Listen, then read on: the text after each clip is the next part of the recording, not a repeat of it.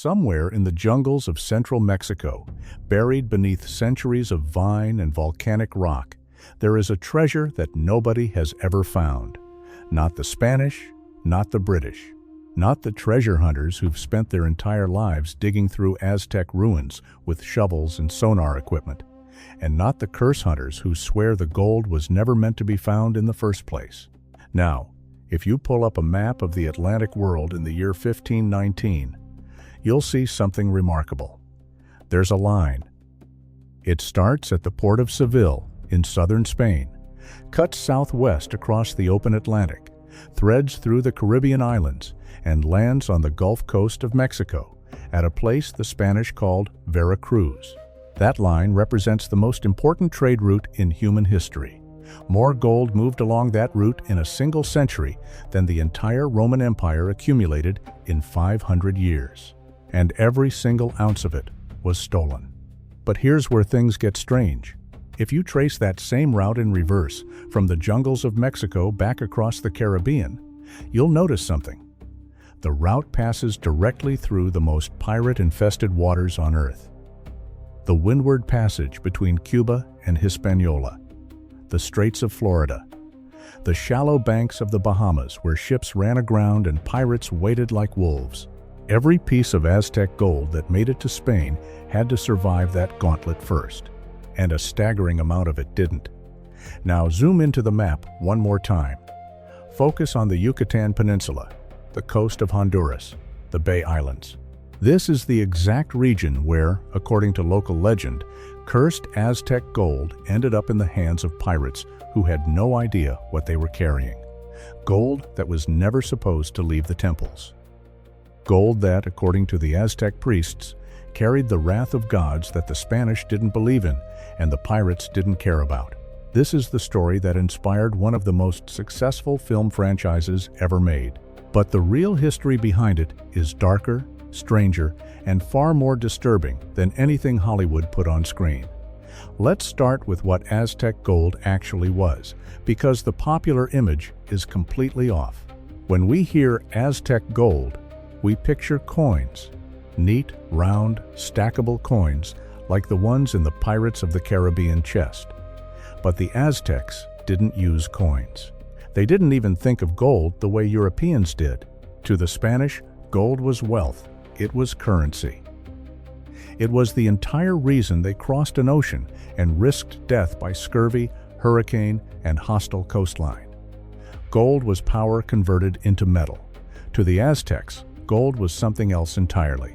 They called it Teocuitlatl, which translates roughly to excrement of the gods. Not because they thought it was worthless, the opposite. They believed gold was a divine substance, literally shed from the bodies of their gods the way skin flakes off a sunburn. Gold was sacred. It belonged in temples, on altars, and on the bodies of priests during rituals. It was not money. It was not trade goods. It was holy material, and removing it from its sacred context was an act of cosmic violation. This distinction matters because it's the entire foundation of the curse mythology. When the Spanish arrived and started melting down Aztec religious artifacts into gold bars for easier transport back to Spain, the Aztec priests didn't just see theft, they saw desecration. They saw men ripping the skin off their gods and stuffing it into wooden crates. And according to multiple Spanish accounts from the period, the priests warned them repeatedly that the gold would destroy anyone who carried it away from the temples.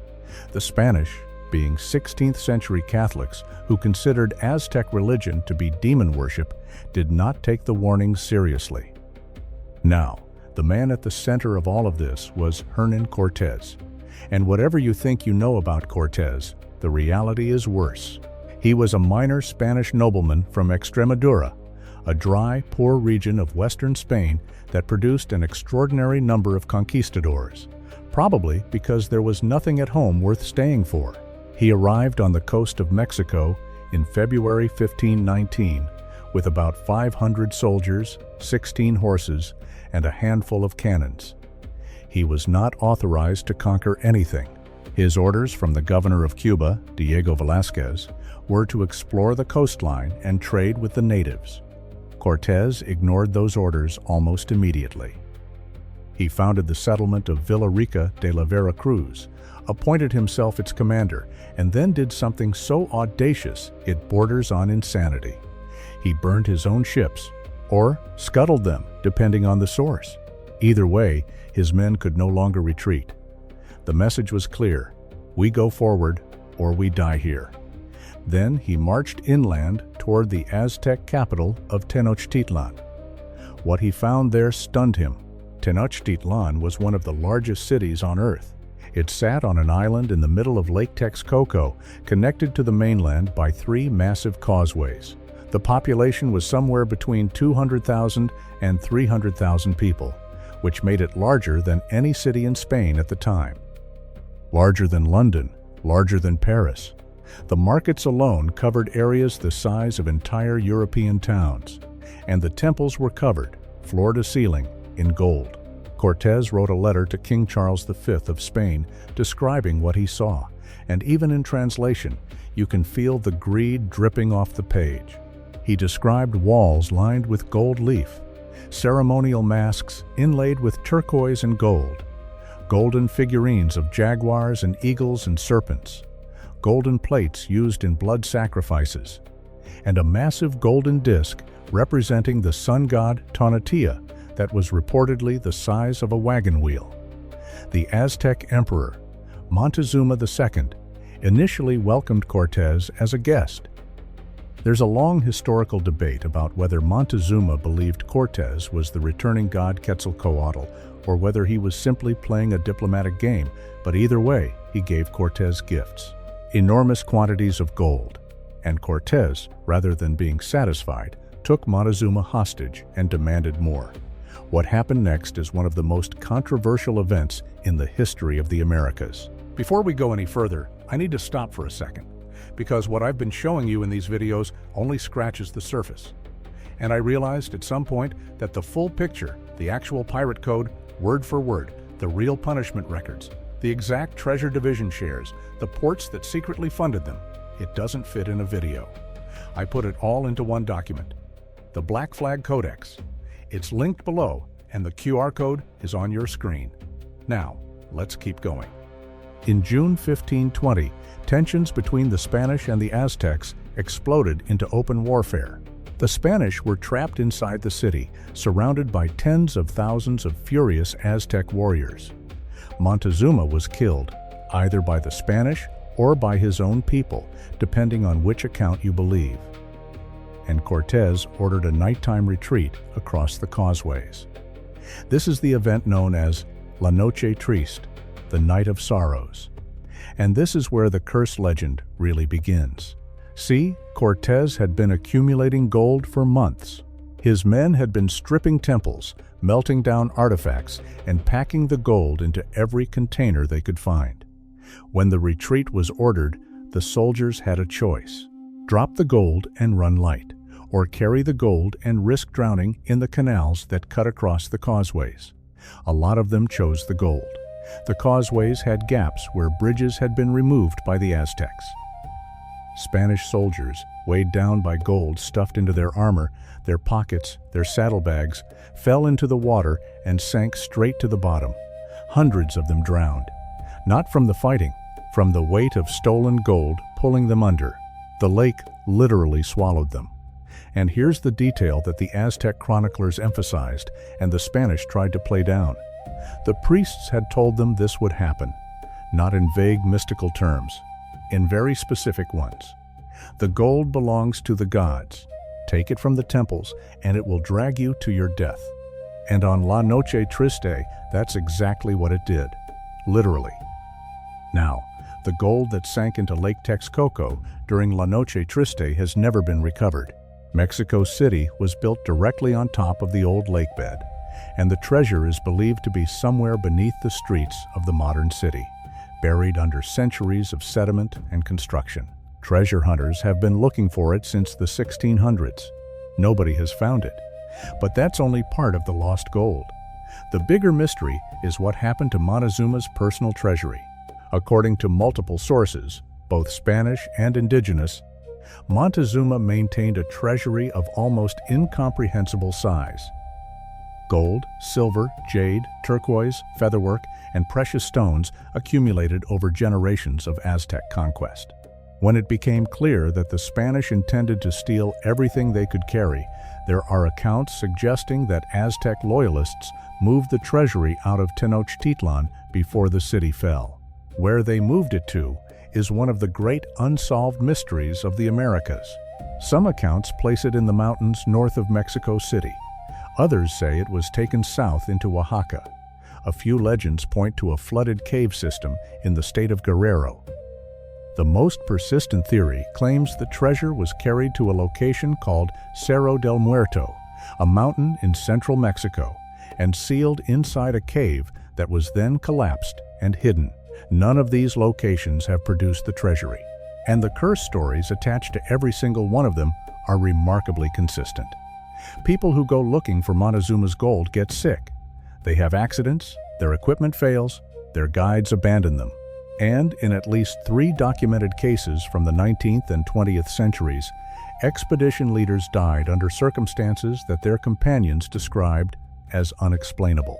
Now, let's talk about how this gold got tangled up with pirates. Because the connection isn't metaphorical, it's direct, documented, and far more extensive than you'd expect.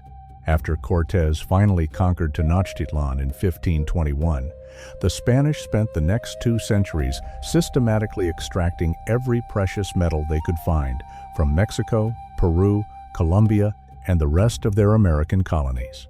The gold and silver were loaded onto ships called galleons, organized into massive convoys called flotas, and sailed back to Spain along those Atlantic routes we talked about at the beginning. The scale of this operation is hard to comprehend. Between 1,500 and 1,650, the Spanish shipped approximately 181 tons of gold and 16,000 tons of silver from the Americas to Europe. That's not a typo. 16,000 tons of silver. The influx was so massive that it caused inflation across the entire European continent. Prices in Spain doubled, then tripled. The Spanish economy, paradoxically, was destabilized by its own wealth. Economists call this the Spanish price revolution, and it's one of the most dramatic examples of resource curse in recorded history. But all of that treasure had to cross the Caribbean first, and the Caribbean, by the late 1500s, was crawling with pirates. The first wave of Caribbean pirates weren't even really pirates in the modern sense. They were French Huguenot privateers, Protestant sailors who attacked Spanish Catholic ships partly for profit and partly out of religious hatred. The English followed, with men like Francis Drake and John Hawkins operating under letters of marque from Queen Elizabeth I. By the early 1600s, the Caribbean was essentially an undeclared war zone where Spanish treasure fleets were attacked by English, French, and Dutch raiders operating with varying degrees of government authorization. The most famous pirate hunting ground was the Straits of Florida, the narrow passage between Cuba and the Florida Keys, where the Gulf Stream created a natural bottleneck. Spanish galleons had to pass through this corridor to catch the Atlantic currents back to Spain, and every pirate captain in the Caribbean knew it. They waited in coves along the northern coast of Cuba and in the shallow waters around the Florida Keys, watching the horizon for the distinctive silhouette of a loaded galleon riding low in the water. A ship sitting deep meant cargo. Cargo meant gold. They attacked when they found stragglers separated from the main convoy, picking off wounded ships the way wolves separate a limping deer from the herd. The amount of treasure captured by pirates during this period is staggering. Sir Francis Drake alone, during his 1572 to 1573 raids on the Isthmus of Panama, captured enough Spanish gold and silver to fund the English Navy for years. Henry Morgan's 1,671 sack of Panama City yielded somewhere between 400,000 and 750,000 pieces of 8, depending on the source. And those are just the famous ones. Hundreds of smaller raids, captures and hijackings occurred every year for over 2 centuries. And here's where the curse mythology gets interesting.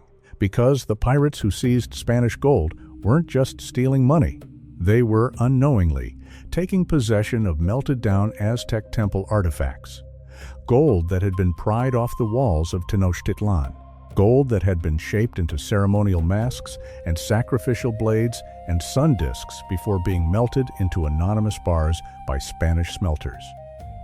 The spiritual identity of the gold was destroyed by the melting process, but according to Aztec belief, the curse wasn't attached to the shape. It was attached to the substance itself. This idea that the gold carries a curse regardless of what form it takes is exactly the concept that Pirates of the Caribbean picked up and ran with. In the first film, The Curse of the Black Pearl, the cursed Aztec gold is a chest of 882 identical gold coins called pieces of Cortez. The curse doesn't care who has the gold or what they do with it. It corrupts everyone who touches it. The pirates become undead, unable to feel pleasure, unable to taste food, unable to die.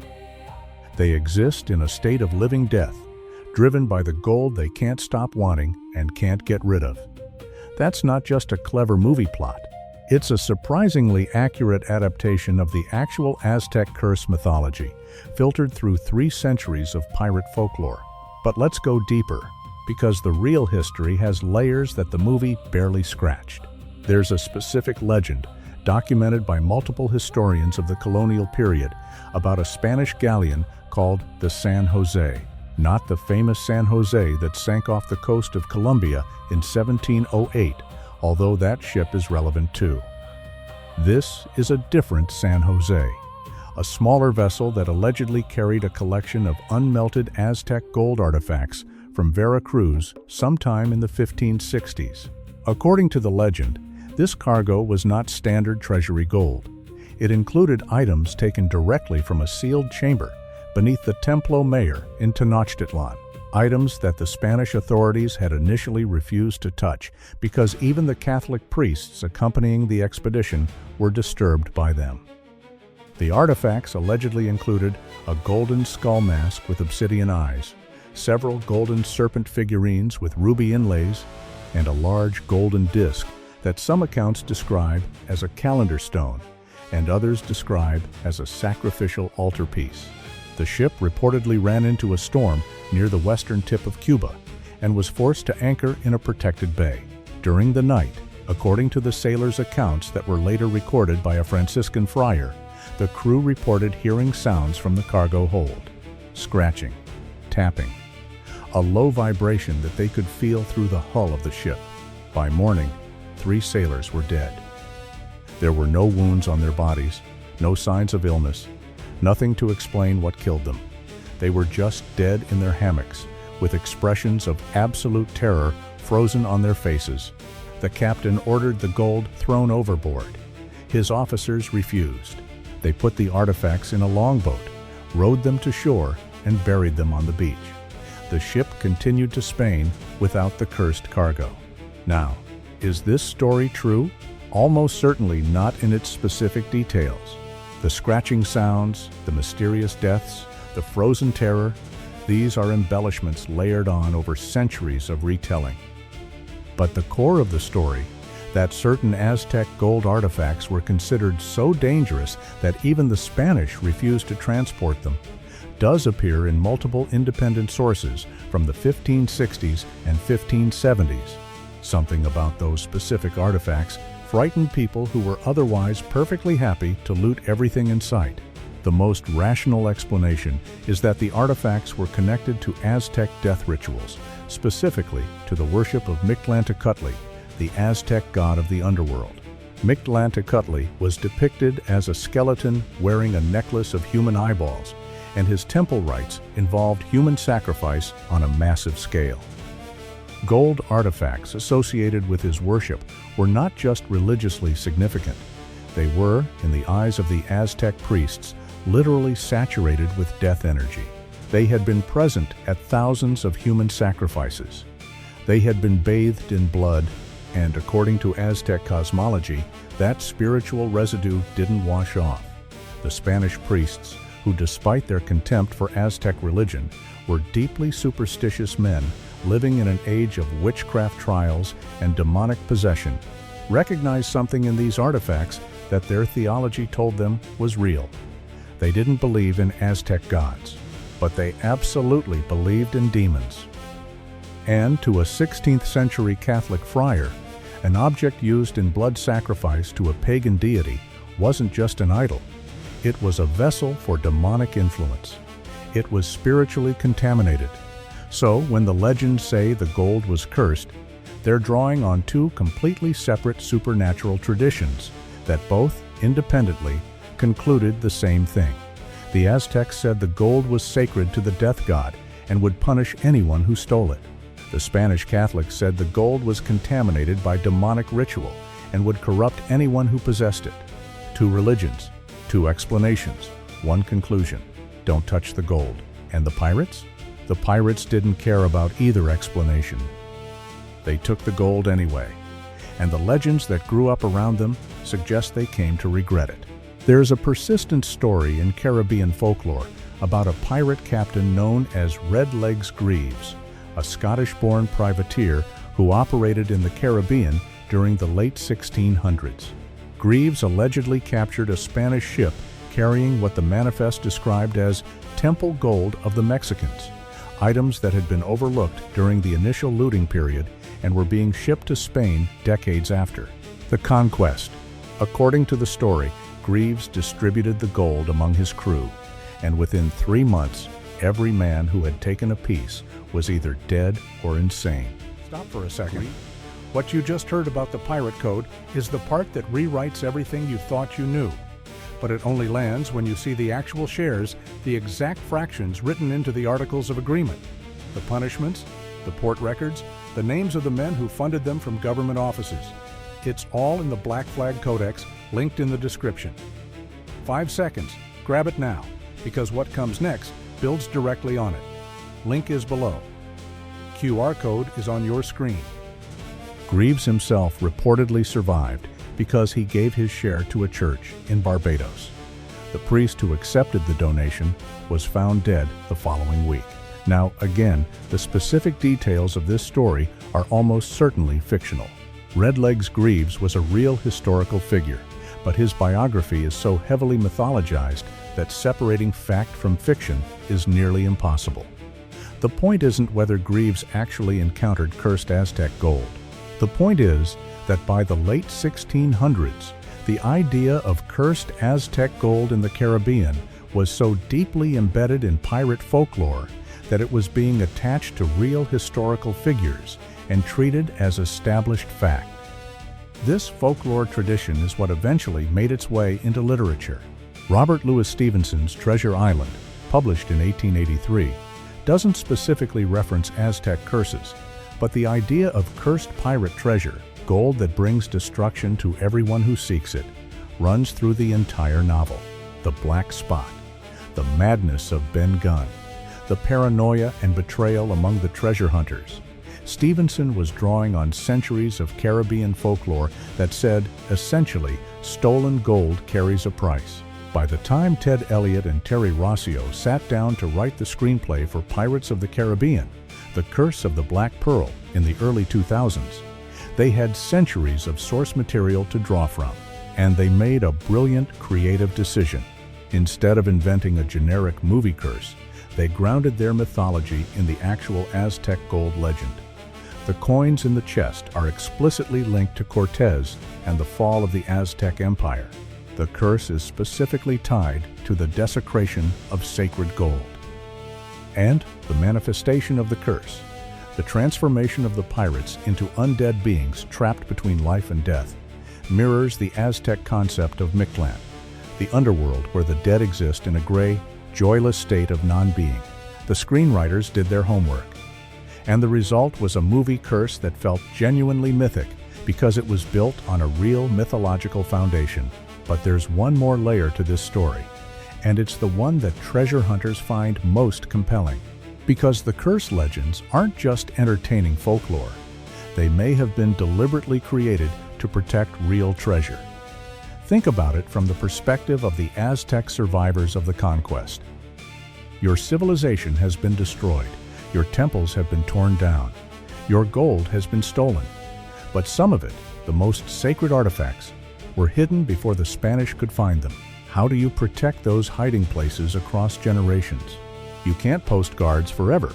You can't build fortifications that the Spanish won't eventually find. But you can create a story so terrifying, so deeply embedded in the culture, that people will choose not to look for the gold, even if they know roughly where it is. Curse legends as security systems. It sounds modern, almost cynical, but anthropologists have documented this pattern across dozens of cultures worldwide. The Egyptian pharaohs did it with tomb curses. Pacific Island cultures did it with tapu, sacred prohibitions enforced by spiritual punishment.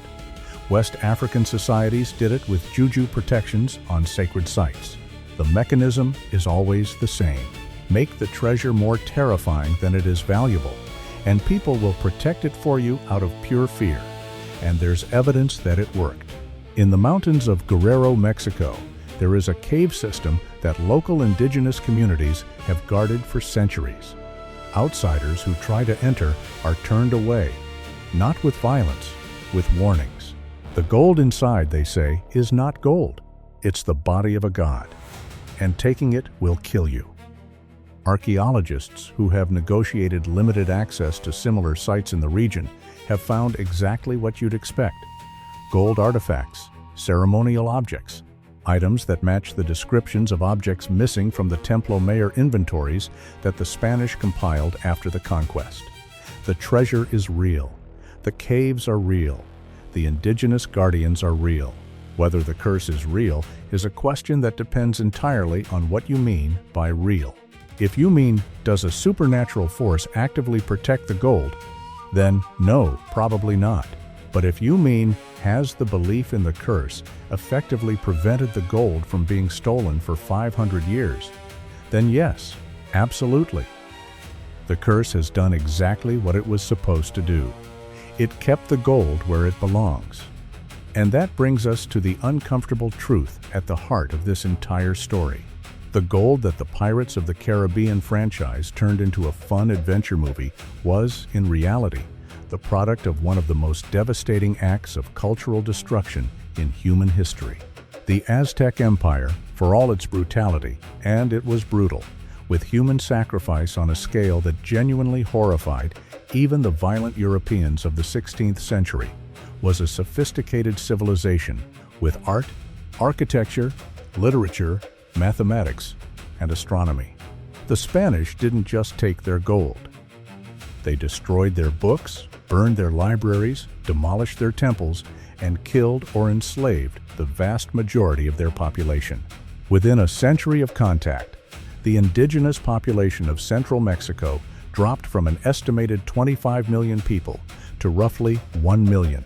Disease did most of the killing, but the Spanish conquest created the conditions for the disease to spread. The gold that ended up in pirate treasure chests was soaked in that history. Every single piece of it represented a temple that had been torn apart, a culture that had been erased, a people that had been destroyed. The curse, in a very real sense, wasn't supernatural at all. It was historical. The gold carried the weight of genocide, and everyone who touched it, from the Spanish conquistadors who melted it down, to the pirates who stole it from the Spanish, to the European economies that were destabilized by its arrival, suffered consequences. Cortez himself died wealthy but bitter, constantly embroiled in legal disputes with the Spanish crown over his share of the conquest proceeds. His descendants fought over the gold for generations. Francisco Pizarro, who conquered Peru using the same playbook Cortez used in Mexico, was assassinated by his own men in a dispute over treasure. Henry Morgan, the greatest of the Caribbean pirates, drank himself to death at 53. His fortune evaporated, his body destroyed by the lifestyle his wealth had enabled. And Spain itself, the country that received the most stolen gold in history, it went bankrupt. Multiple times. Between 1557 and 1666, the Spanish crown declared bankruptcy 6 times. The gold that was supposed to make Spain the richest nation on earth instead fueled inflation, corruption, military overextension, and eventual decline. By the 1700s, Spain was a second-rate power, and the gold was gone, spent on wars, palaces, and debts that the treasure could never satisfy. Every single entity that possessed the Aztec gold was ultimately destroyed by it, not by supernatural curse, by the predictable consequences of building an economy on theft and exploitation. The curse was real. It just wasn't magic. That's what makes the Pirates of the Caribbean mythology so unexpectedly resonant. The movie presents the curse as a supernatural phenomenon, undead pirates in moonlight, which is entertaining and visually spectacular. But strip away the skeleton effects and the CGI, and you're left with a story about men who stole sacred gold from a destroyed civilization and were consumed by it. That's not fantasy. That's the actual history of the Caribbean, from 1500 to 1800. The 882 coins in the Black Pearl's chest represent something that really existed. Not 882 specific coins, obviously, but a body of gold that moved from Aztec temples to Spanish galleons to pirate ships to the bottom of the Caribbean Sea, leaving a trail of death and destruction at every stage of its journey. Gold that multiple cultures across multiple centuries independently concluded was too dangerous to possess. Today, the treasure is still out there. Montezuma's lost treasury has never been found. The gold from La Noche Triste is still beneath Mexico City. Spanish galleons, loaded with melted Aztec artifacts, are scattered across the floor of the Caribbean, from the Straits of Florida to the coast of Colombia. The San Jose, the famous one that sank in 1708, is believed to contain between $4 and $17 billion worth of gold, silver, and emeralds. Multiple countries are currently fighting over salvage rights. And in the mountains of Mexico, in sealed caves guarded by communities who have been protecting them for 500 years, the unmelted artifacts sit exactly where the Aztec priests put them, untouched, unrecovered, and, according to the people who guard them, still very much cursed. The gold doesn't want to be found. It never did. 500 years of expeditions, 500 years of treasure maps and sonar scans and dynamite charges blown into mountainsides, and the most sacred pieces are still exactly where the priests put them, untouched, unbroken, waiting in the dark. And if the last 5 centuries are anything to go by, maybe, just maybe, the priests were right all along.